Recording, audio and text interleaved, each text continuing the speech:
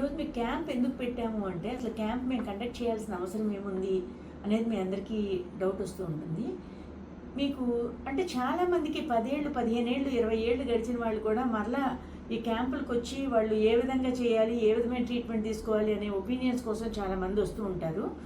అయితే మీరందరూ వేరే డాక్టర్స్ అంటే మీ ఫ్యామిలీ ఫిజిషియన్స్ దగ్గరికి కానీ, గైనకాలజిస్టుల దగ్గరికి కానీ, ఎక్కడికి వెళ్ళినా, వేరే ఇన్ఫర్టిలిటీ సెంటర్స్కి వెళ్ళినా కానీ మేబీ కొంతమంది జూనియర్ డాక్టర్స్ అట్లా ఉండొచ్చు కదా. సో వాళ్ళందరూ ఏంటంటే పూర్తిగా 100% మీరు వాళ్ళు ఏం చెప్తే అది చేసుకుంటారో చేసుకోరో అన్న కాన్ఫిడెన్స్ లేకపోవడం వల్ల ఫస్ట్ మందులతో ట్రై చేద్దాం లేదంటే ఐయుఐ ట్రీట్మెంట్ ఇద్దాం అనేది చెప్తారు. మీకు కూడా అదే ఆనందంగా ఉంటుంది.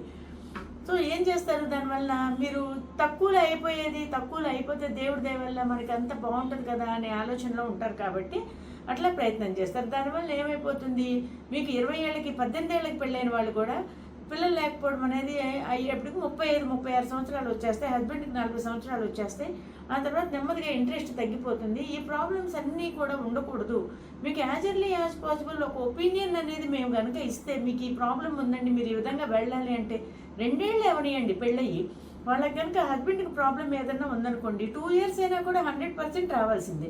అలాగే చాలా ఊళ్ళో ఇప్పుడు ఎగ్స్ ప్రాబ్లం వస్తుంది, ఎగ్స్ ఉండట్లేదు, ఈవెన్ మెన్సెస్ కూడా కరెక్ట్గా ఉండదు, సైకిల్స్ వస్తే ఇర్రెగ్యులర్గా ఉంటున్నాయి, నెల లేట్ అయిపోతున్నాయి, అట్లాగే ఓన్లీ మందులు వాడితేనే నెలసరిలు వస్తున్నాయి, పిల్లలు కలగట్లేదు.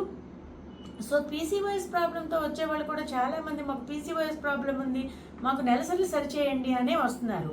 నెలసరిలు సరిచేయడం కాదు, దానికి ట్రీట్మెంట్ అంతా కూడా మీకు ఏ విధంగా చేయించుకోవాలనేది మేము చాలా వివరంగా చెప్తాము.